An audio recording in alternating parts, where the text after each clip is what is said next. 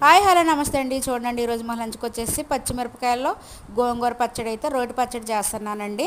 రోజు కర్రీస్ అని చెప్పేసి ఇవాళైతే పచ్చడి అయితే చేస్తున్నానండి. చూడండి పచ్చిమిరపకాయలను గోంగూరను ఉడకబెట్టుకొని పచ్చడి అయితే నూరుకొని రెడీగా పెట్టుకున్నానండి. ఇంకా తాలింపు కోసం చూడండి తాలింపులు జీలకర్ర ఎండుమిర్చి వెల్లుల్లి కరివేపాకు అన్నీ రెడీగా పెట్టుకున్నానండి. చూడండి నూనెలో వేసానండి. అవి కొంచెం గోల్డ్ కలర్లోకి వచ్చాక తాలింపులు చూడండి కొంచెం పసుపు అయితే వేసుకుంటున్నానండి. పసుపు వేసుకొని కలర్ఫుల్గా చాలా బాగుంటుందండి. పసుపు అయితే వేస్తున్నాను. పచ్చివాసన పోయినప్పుడు ఇక నూరుకొని పచ్చడి అయితే వేస్తానండి. తాలింపులోని వేసుకొని కొంచెం కలిపేసుకొని ఒక 5 మినిట్స్ మూత అయితే పెట్టుకుంటానండి. మూత పెట్టుకొని సిమ్లోనే మగ్గించుకుంటానండి, కలుపుకుంటానండి. అలా చేస్తే కొంచెం పచ్చడి మగ్గి మంచి టేస్ట్ ఉంటుందండి. మా లంచ్కి వచ్చేసి గోంగూర పచ్చిమిర్చి పచ్చడి అండి. మీ కర్రీస్ ఏంటో మాకు కామెంట్ బాక్స్లో కామెంట్ చేయండి. పుల్లగా ఉంటుందండి గోంగూర పచ్చడి. ఇక మాకైతే ఈ రోజుకి వచ్చేసి ఇదేనండి.